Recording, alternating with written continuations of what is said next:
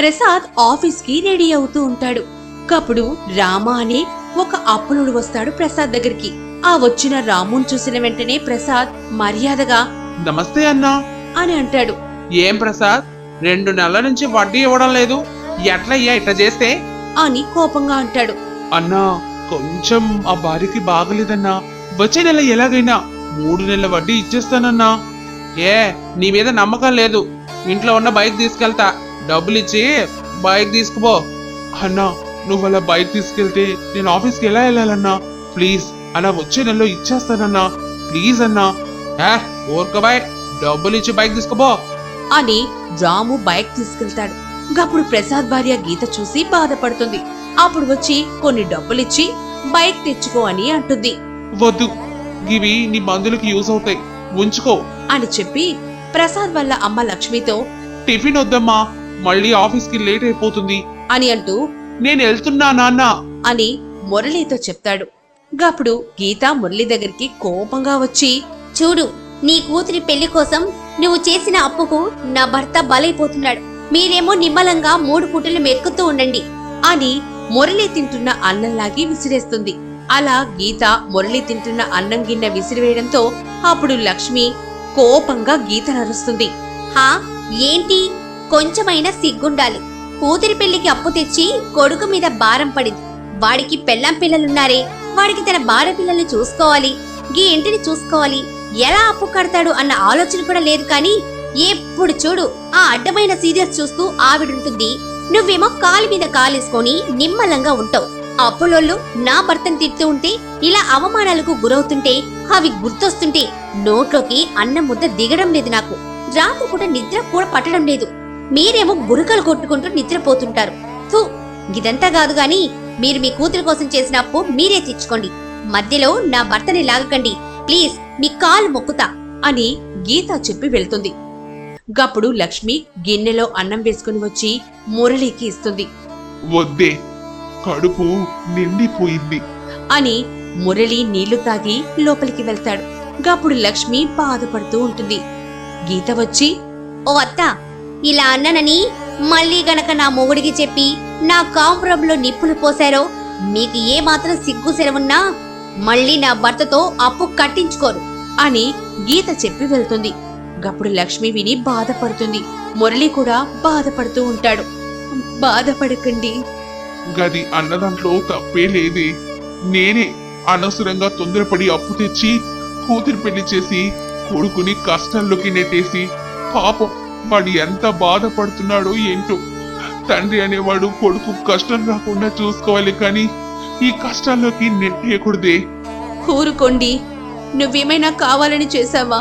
నీ ఆరోగ్య పరిస్థితి బాగా లేకపోవడం రిటైర్మెంట్ అవ్వవలసి వచ్చింది, లేకపోతే ఈ పరిస్థితి వచ్చేదా?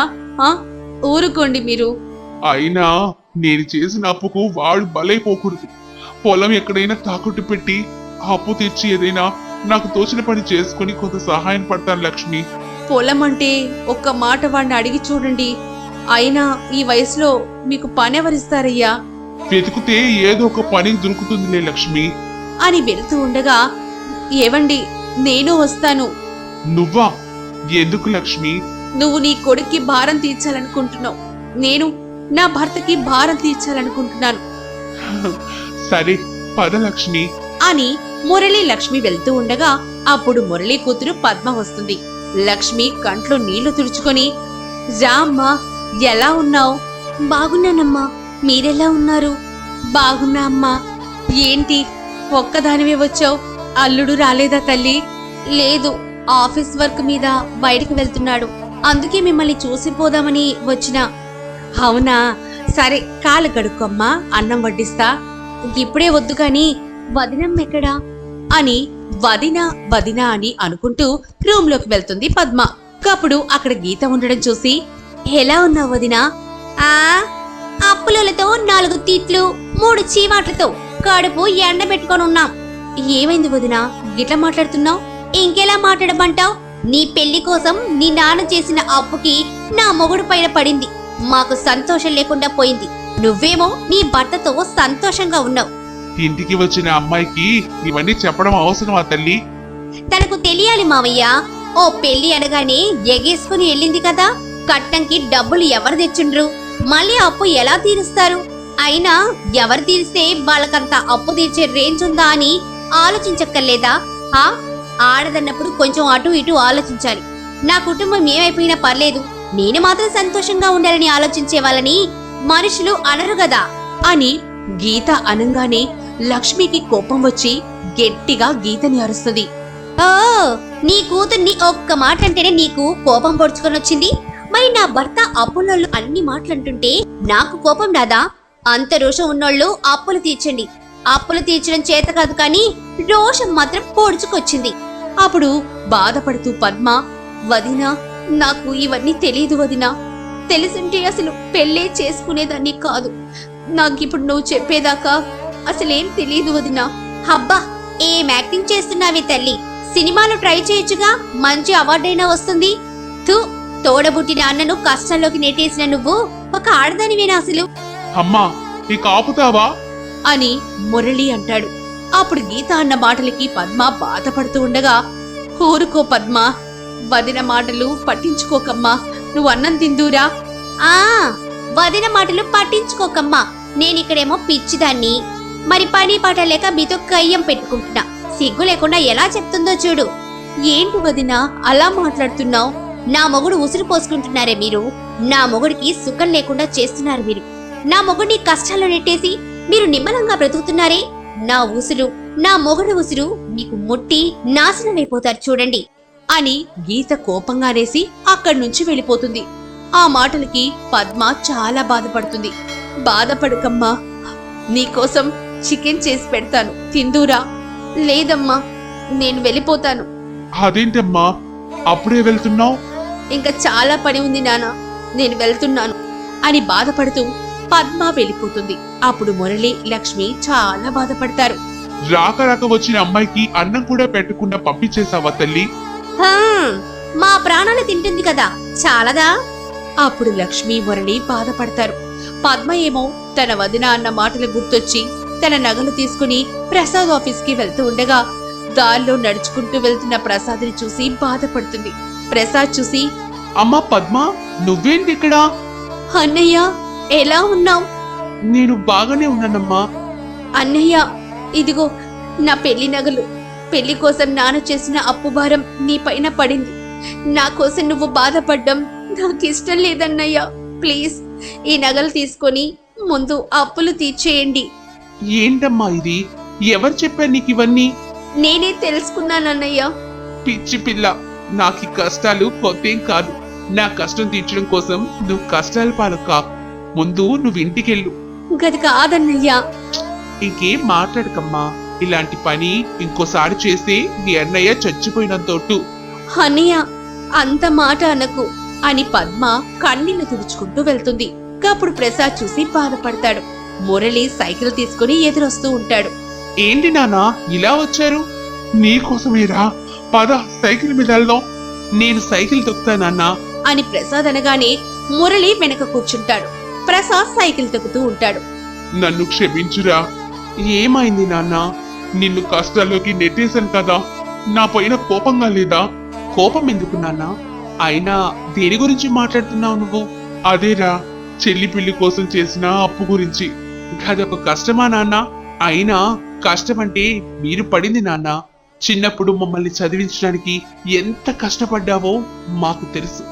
నీ కష్టంలో భాగం పంచుకోవాలని ప్రతిసారి అనుకునేవాడిని నాన్న. ఆ అవకాశం నాకు ఇలా దక్కింది. అది నాకు ఎంతో సంతోషాన్ని కలిగిస్తుందంటే కోటి రూపాయలు సంపాదించినంత సంతోషం ఉంది నాన్న నాకు. కానీ నువ్వు నన్ను ఇలా కష్టంలోకి నెట్టేసావని బాధపడుతున్నానా? ఇలా ఎన్ని నెలలని అప్పు కడతావు? నీకు పెళ్ళాం పిల్లలు ఉన్నారు, వాళ్ళు నా వల్ల ఇబ్బంది పడకూడదురా. గందుకే పొలం ఎక్కడైనా తాకట్టు పెట్టి అప్పు తీరుద్దామని అనుకుంటున్నా. ఏమైంది నాన్న, ఇవాళ అందరూ అదోలా మాట్లాడుతున్నారు? ఇంట్లో ఏమైనా గొడవ జరిగిందా? చెప్పండి. ఏం లేదురా. మరెందుకు నాన్న అలా మాట్లాడుతున్నారు? ఇందాకేమో పద్మ వచ్చి తన నగలిచ్చి అప్పు తీర్చమంటుంది, ఇప్పుడు నువ్వేమో పొలం తాకట్టు పెట్టి అప్పు తీర్చమంటున్నావు. ఎప్పుడు లేనిది ఇప్పుడు ఎందుకు ఇలా మాట్లాడుతున్నారో అర్థం అవడంలే. బైకు ఆ రామ్ తీసుకెళ్లాడనా? గదేం లేదురా. ఇలా ఎంతకాలం అని అప్పు కడతావు? అప్పు తీరేంత వరకు కడతా, నువ్వు టెన్షన్ పడకు. నన్ను టెన్షన్ పెట్టుకున్నానా. సరే సరేరా అని ప్రసాద్ మురళి అలా సైకిల్ మీద ఇంటికెళ్తూ ఉంటారు. గీత బెడ్ పైన పడుకొని ఉంటుంది. గప్పుడు ప్రసాద్ వస్తాడు. వెళ్ళి ఫ్రెష్ అవ్వండి, అన్నం వడ్డిస్తా అని అంటుంది. వద్దు, వచ్చేదారిలో తినేసి వచ్చానులే. అవునా? ఏవండి, ఇలా ఎన్నాళ్ళని మీ నాన్న చేసిన అప్పు కడుతూ ఉంటారు. మన పిల్లల గురించి ఏమైనా ఆలోచించారా? వాళ్ళని చదివించాల్సిన బాధ్యత మీకుంది. వాటికి చాలా డబ్బు అవసరమవుతుంది. అవన్నీ చేయాలంటే ఇప్పటి నుంచి మనం డబ్బు జమ చేయాలి. కానీ వచ్చిన డబ్బు సగం అప్పులోళ్ళకే పోతే ఎలా అండి? ఆలోచించండి. ఓ, వాళ్ళిద్దరి అలా మాట్లాడడానికి నువ్వే నాకు కారణం. అప్పుడు ప్రసాద్ కొడుకు బంటు, అవును నాన్న, పొద్దున నువ్వు వెళ్ళాక తాతని నానిని మస్తు తిట్టిందమ్మ. తాత తింటున్న అన్నం విసిరేసింది. ఇంకా ఇంటికి అత్తమ్మ వస్తే మస్తు తిట్టి పంపించింది నాన్న. మరి తిట్టక ముద్దు పెట్టుకోవాలరా? హా, నేను ఇంత కష్టపెడుతూ వాళ్ళు సుఖంగా ఉంటే నాకు కోపం రాదా అండి? గీతని చెంప పైన కొట్టి, నువ్వెవరివి అసలు వాళ్ళని తిట్టడానికి? మా నాన్న అన్నం తింటుంటే లాగిస్తావా? కోపంతో గీతని మస్తుగా కొడతాడు. అప్పుడు మురళి లక్ష్మి వచ్చి హరి, ఎందుకురా కొడుతున్నావు ఆ పిల్లని? అని ఆపుతూ ఉంటారు. దీన్ని కొట్టాలా చంపాలా? నువ్వు తింటున్న అన్నం విసిరేస్తుందా? అని మళ్ళీ కొట్టబోతాడు. అరే ఆగరా! నా మొగుడికి ఎక్కించాల్సింది ఎక్కించి ఇప్పుడు ఏమి ఎరగనట్టు ఏమైనా యాక్టింగ్ చేస్తున్నారు. సిగ్గులేని బ్రతుకు మీది. ఛీ! ఎందుకమ్మా నోరలా పారేసుకుంటావు అని బాధగా అంటుంది. ఆ, నా నోరు గులగుల పడుతుంది కదా, అందుకే పారేసుకుంటున్నాలే. ఏంటి ఆ మాటలు? అరే నువ్వు ఆగరా! నా మొగుడికి వీలేదో మందు పెట్టినారు, నన్ను కొట్టడానికి వస్తున్నాడు అని ఏడుస్తుంది. అమ్మా, నీ కాళ్ళు మొక్కుతాను తల్లి, మా ఇంటి పరుగు తీయకు. ఛీ నానా, దాని కాళ్ళు మొక్కుతావా? ఇది ఎన్ని జన్మలెత్తినా నీ కాలు గోటికి కూడా సరిపోదు. గప్పుడు గీత ఏడుస్తూ ఉంటుంది. అరే నువ్వు లోపలికెళ్ళు. అమ్మా నువ్వు ఊరుకోమ్మా, నీళ్ళు కాళ్ళు ముక్కుతా. గడు పొద్దంతా పనిచేసి అలసిపోయి వస్తే ఇలా చేసావేంటమ్మా? ఇదంతా మీ వల్లనే. మీరు ఇంట్లో నుంచి పోతే గాని మాకు మనశ్శాంతి ఉండదు. వాళ్ళు కాదే ఇంట్లో నుంచి వెళ్లాల్సింది, నువ్వు పోతే గాని మాకు మనశ్శాంతి ఉండదు అని బయట గెంటేస్తాడు గీతని. అయ్యో, ఏంట్రా నువ్వు చేస్తున్న పని? నువ్వు లోపలికి రా అమ్మా అని లోపలికి తీసుకొస్తుండగా నాన్న, దాన్ని ఇంట్లోకి తీసుకొస్తే నేను చచ్చిన తొట్టు. ప్రసాద్ని లక్ష్మి కొట్టి, ఏంట్రా ఆ మాటలు? మీరు నన్ను కొట్టినా తిట్టినా గదింట్లోకి వస్తే నేను చచ్చిన తొట్టు. అని లోపలికి వెళ్ళిపోతాడు. అయితే నా మాట కూడా విని కోడలు ఇంట్లోకి రాకపోతే మీ ఇంట్లో నుంచి మేమే వెళ్ళిపోతాం. ఓ, దాన్ని వెనకేసుకుని వస్తున్నారా? అయితే మీరే ఉండండి, నేనే పోతా అని వెళ్తుంటాడు ఏడుస్తూ. ఏంట్రా నువ్వు ఇలా మాట్లాడుతున్నావు? దాన్ని ఇంట్లో రాణించడం కోసం మీరు ఇంట్లో నుంచి వెళ్ళిపోతా అంటున్నారు. మీరు దాని మీద చూపిస్తున్న ప్రేమ గది మీ మీద చూపించదు. గది నాన్న అన్నం తింటున్నా గిన్నెనేసి విసిరేసింది. అది రాక్షసమ్మా. గది నువ్వు పడుతున్న బాధల నుంచి వచ్చిన ఆవేశమే కాని కావాలని చెయ్యలేదు బాబు. దాని స్థానంలో నేనున్నా గదే చేసేదాన్ని. చెయ్యని అప్పుకు భర్త అప్పు తీరుస్తుంటే ఏ భార్య అయినా అలాగే మాట్లాడుతుందిరా. దయచేసి గీతని ఏమనమాకు. అంటే ఏంటమ్మా? చెల్లి పెళ్లికి నాన్న అప్పు చేశాడని నాన్నని తీర్చమంటావా? హా, కొడుకుగా నేనెందుకు? అన్నగా నేను బ్రతికుండడం ఎందుకు? అని కత్తితో పొడుచుకునే ప్రయత్నం చేస్తాడు. అరే బాబు, ఏంటిరా? నన్ను ఆపకండి నాన్న. ఎప్పుడైతే మిమ్మల్ని నాన్నని వేరు చేసి మాట్లాడారో గప్పుడే నేను ఈ కొడుకును కాదని తేలిపోయింది. నన్ను ఆపకండి. లక్ష్మి ఎగిడుస్తూ, అరే అది ఏంట్రా అలా అంటావు? ఇంకేం చెప్పొద్దమ్మా, నన్ను చావనివ్వండి అని కత్తితో పొడుచుకునే ప్రయత్నం చేస్తాడు ప్రసాద్. అరే పోనీరా, అమ్మే కదా, ఏదో పొరపాటున అన్నది. వదిలే, పద ఇంట్లోకి వెళ్దాం అని మురళి ప్రసాద్ని తీసుకెళ్తాడు. నువ్వు కూడా పదమ్మా అని గీతని, నా మొగుడికి మీరే ఏదో మందు పెట్టారు. నీ కాలు మొక్కుతా తల్లి, నువ్వు ముందు ఇంట్లోకి పదా అని లక్ష్మి గీతని ఇంట్లోకి తీసుకెళ్తుంది. ప్రసాదేమో అమ్మా నాన్నని పెళ్ళాం తిట్టిందని ఏడుస్తూ ఉంటాడు. అరే ప్రసాదు, ఇలా ఆవేశపడితే ఎలా? పిల్లలున్నారు, రేపు నీకేమన్నా అయితే ఎలా బాబు? మా కోసం మీరు బాధపడకండి, మీ కాళ్ళు మొక్కుతాను. మీ పిల్లల భవిష్యత్తు గురించి ఆలోచించుకోండి, ఇంకేం మాట్లాడకండి అని వెళ్ళిపోతాడు. ఎక్కడికి నాన్న? బజార్కి వెళ్ళి తినడానికి ఏమైనా తీసుకొస్తాను రా. ఆగండి, నేను కూడా వస్తాను సరే రా లక్ష్మి అని మురళి లక్ష్మి వెళ్తూ ఉంటారు. గప్పుడు నా మొగుడికి వీళ్ళేదో మందు పెట్టారు అని ఏడుస్తూ అరుస్తూ ఉంటుంది. ప్రసాద్ కూడా ఏడుస్తూ ఉంటాడు. ప్రసాద్ ఫ్రెండ్ రాహుల్ ఇంటికొస్తాడు. అప్పుడు ప్రసాద్ చూసి, ఏంట్రా ఇలా వచ్చావు? ఏం లేదురా, మీ నాన్న నీకు ఈ డబ్బులు ఇవ్వమన్నారు. ఈ డబ్బులు ఎక్కడివి అని అడుగుతాడు ప్రసాద్.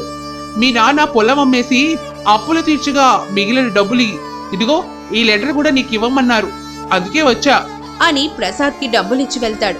ఆ లెటర్ ఓపెన్ చేసి చూడగా అందులో ఇలా ఉంటుంది. మా కోసం వెతకకు, కోడల్ని కొడుకుల్ని మంచిగా చూసుకో అని ఉంటుంది. ప్రసాద్ అయ్యో నాన్న, మమ్మల్ని విడిచి వెళ్ళావా అని ఏడుస్తూ ఉంటాడు. మురళి, లక్ష్మి నడుచుకుంటూ ఏడుస్తూ వెళ్ళిపోతూ ఉంటారు. Tota Magic TV. Please like, share and subscribe my channel.